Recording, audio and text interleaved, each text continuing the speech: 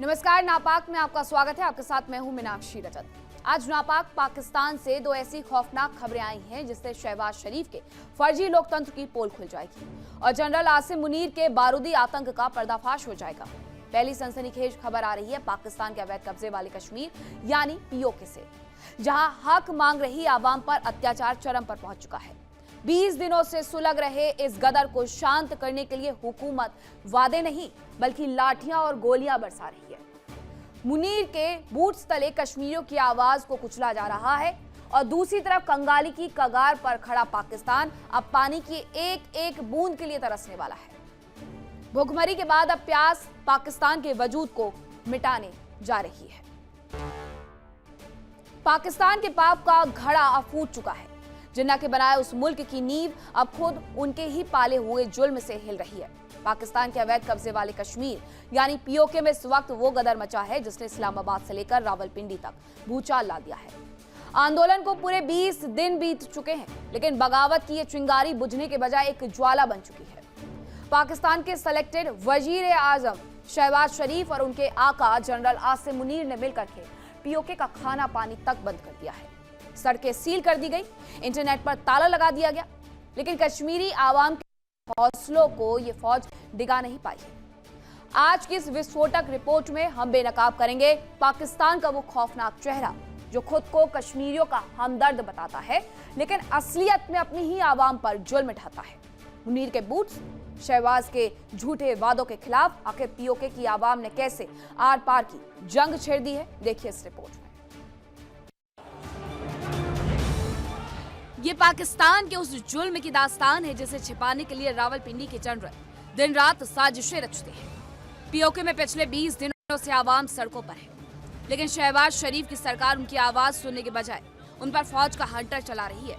लोकतंत्र का ढोंग रचने वाले शहबाज शरीफ और खुद को मुल्क का खुदा समझने वाले मुल्ला आसिम मुनीर को पीओके की आवाम ने उनकी औकात दिखा दी है। पाकिस्तान के भी जो हालात है ना, तो मुझे तो लगता है कि वो लोग ले भी लेंगे। आर्मी स्ट्रॉन्ग था, बस गया। अब आर्मी वाले भी पॉलिटिक्स में आ गया है। बाद में तो नहीं शुरू होगी, पाकिस्तान तो तबाह हो जाएगा।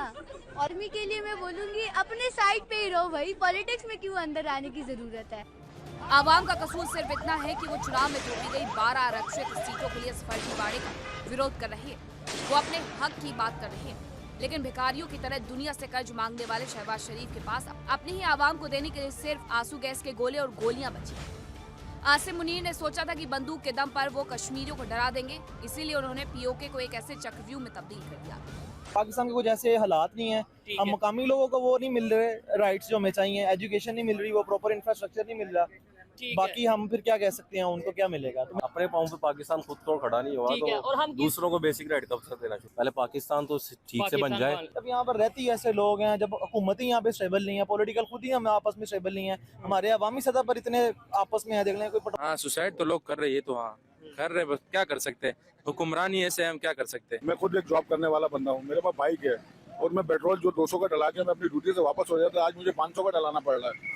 सैलरी हमारी बढ़ नहीं रही है, पेट्रोल वही है, पेट्रोल बढ़ाए जा रहे हैं, सैलरी नहीं बढ़ रही। आपको लगता है अभी भिखारियों के एक्सपोर्ट होना और तादाद इनकी बढ़ जाएगी? बिल्कुल बढ़ रही है। अभी लोग जा रहे हैं, जो इनके पास पैसा है वो नहीं रुक रहा पाकिस्तान में, क्योंकि मुस्तकबिल नजर ही नहीं आ रहा है। देखिए क्या ये पाकिस्तानी ये हालात है पाकिस्तान में, आप देख सकते हैं कि भाई बहुत मुश्किल है।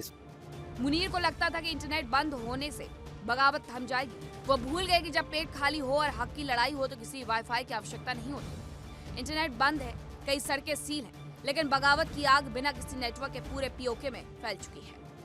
ज्वाइंट आवामी एक्शन कमेटी के नेताओं ने साफ कर दिया है कि शहबाज शरीफ की पुलिस और मुनीर की फौज चाहे जितना दम लगा ले, वो पीछे नहीं हटने वाले। कश्मीरी आवाम ने अब पाकिस्तान के दबाव के आगे घुटने टेकने से साफ इनकार कर दिया। ये हाल के सालों का सबसे बड़ा और सबसे हिंसक आंदोलन बन चुका है, जिसने पाकिस्तानी हुकूमत नींद उड़ा दी। आंदोलन के नेताओं का दावा है कि जब से पाकिस्तान की फौज और पुलिस ने अपना तांडव शुरू किया, तब से लेकर अब तक 1450 से ज्यादा कश्मीरी या तो सलाखों के पीछे डाल दिए गए या फिर लापता कर दिए गए। मुनीर की सेना कश्मीरियों की आवाज को दबाने की जितनी कोशिश कर रही है, विरोध के तरीके उतने ही आक्रामक होते जा रहे हैं। पूरे क्षेत्र में पहिया जाम है, हड़ताल है और जनजीवन पूरी तरह ठप है। जो पाकिस्तान दुनिया के सामने कश्मीर का राग अलापता था, आज उसी पाकिस्तान के हाथ अपने ही कब्जे वाले कश्मीरियों के खून से सने हैं।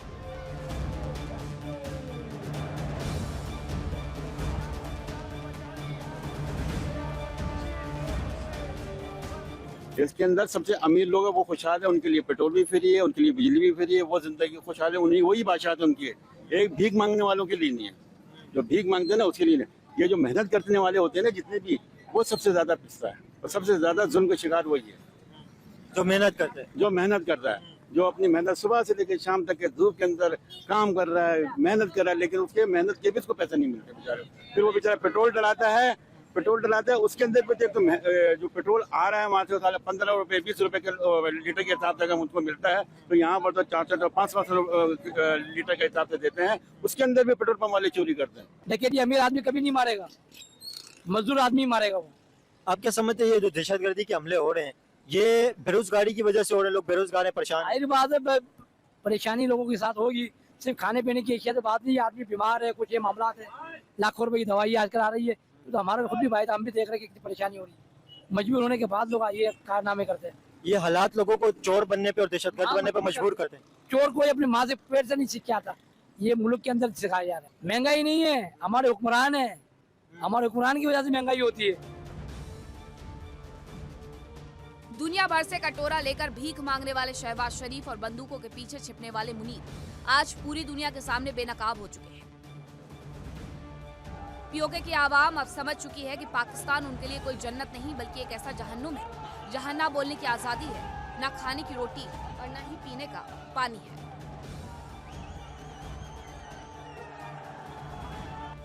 बीस दिन बीत जाने के बाद भी अगर बगावत का ये झंडा बुलंद है तो ये इस बात का सबूत है कि अब पीओके पाकिस्तान के हाथ से निकलने वाला है। जुल्म की लाठी जब भी चलती है तो उसका अंत ऐसा ही होता है। शहबाज और मुनीर का ये दमन चक्र पीओके व पाकिस्तान के अंत की नई पटकथा लिख रहा है। Bureau report, India day.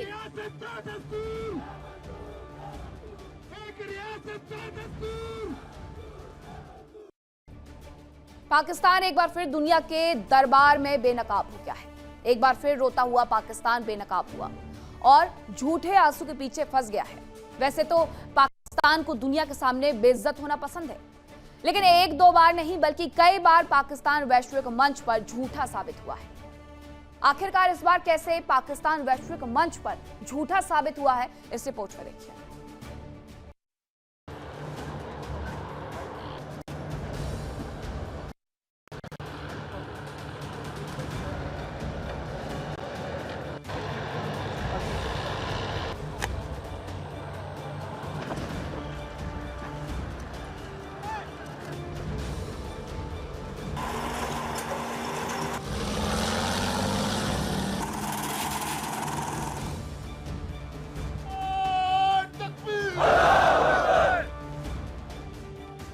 Pakistan एक बार फिर दुनिया के सामने रोता हुआ, गिड़गिड़ाता हुआ और बेनकाब होता दिख रहा है।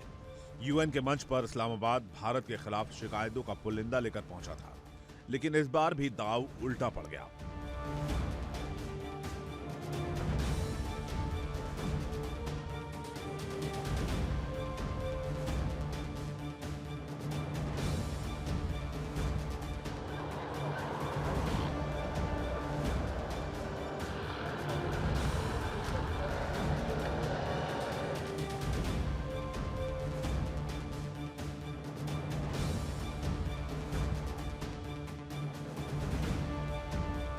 कटोरा शरीफ और फील्ड मार्शल आसिम मुनीर की जोड़ी यूएन के मंच पर भारत के खिलाफ रोना लेकर पहुंची थी। इरादा था सिंधु जल संधि को लेकर दुनिया की सहानुभूति बटोरी जाए, भारत को कटघरे में खड़ा किया जाए, लेकिन हुआ ठीक उलट।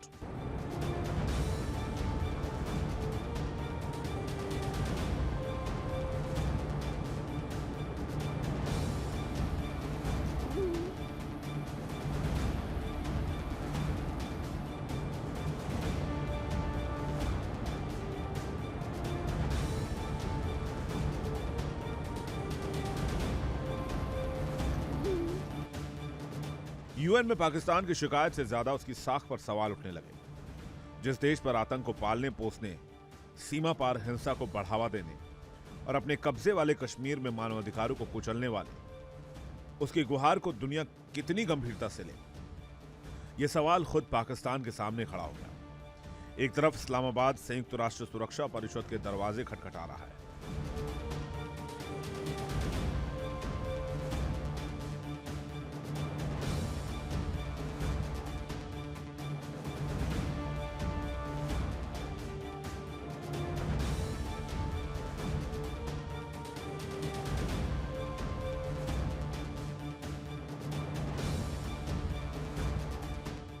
तो दूसरी तरफ संयुक्त राष्ट्र मानवाधिकार परिषद में भारत ने पीओके की ऐसी तस्वीर दुनिया के सामने रखी जिससे कटोरा शरीफ और फील्ड मार्शल मुनीर की पूरी रणनीति हवा हो गई। पाकिस्तान जिस कश्मीर का नाम लेकर दुनिया भर में भारत को घेरने की कोशिश करता है, उसी पीओके में लोकतांत्रिक अधिकारों के हनन, दमन और लोगों की आवाज दबाने के आरोप पर पाकिस्तान को जवाब देना भारी पड़ गया।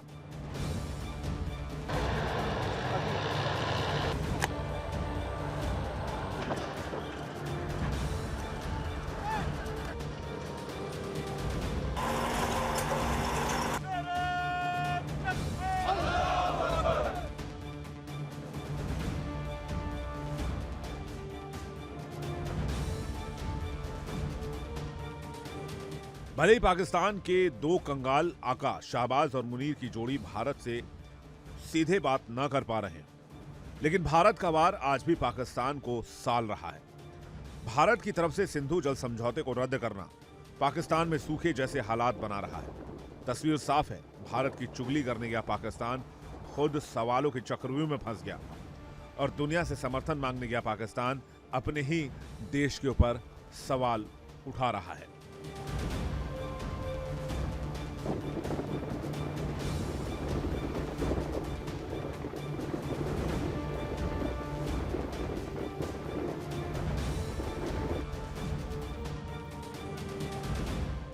पाकिस्तान के घर में हाल बेहाल है, कभी अफगान, कभी बलोच लड़ाके तो कभी पीओके में अशांति।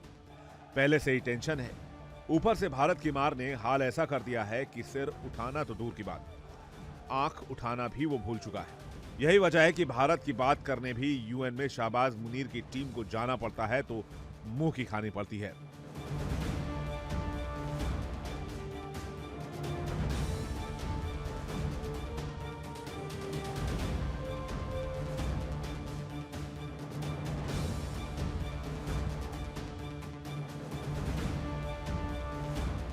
पाकिस्तान के रक्षा मंत्री ख्वाजा आसिफ ने एक बार फिर भारत को गीदड़ भभकी दी।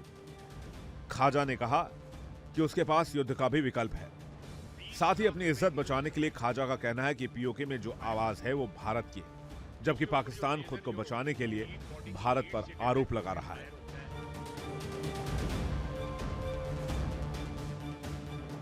जुबान वहाँ पे बोली गई है, जो जुबान वहाँ पे बोली गई है कि बलूचिस्तान से लाशें तो वापस आ जाती हैं इनकी, तो कश्मीर से तो लाशें भी वापस नहीं जाएंगी। ये ज़बान जो है किसी पाकिस्तानी की ज़बान नहीं है, ना किसी कश्मीरी की ज़बान है। ज़बान जो है हिंदुस्तान की ज़बान है, ये भारत की ज़बान है। पाकिस्तान की फितरत दुनिया जानती है और भारत पाकिस्तान को जवाब देने में सक्षम है। हालांकि ऑपरेशन सिंदूर के जरिए भारत की तरफ से दिया गया जवाब पाकिस्तान दर्शकों तक याद रखेगा।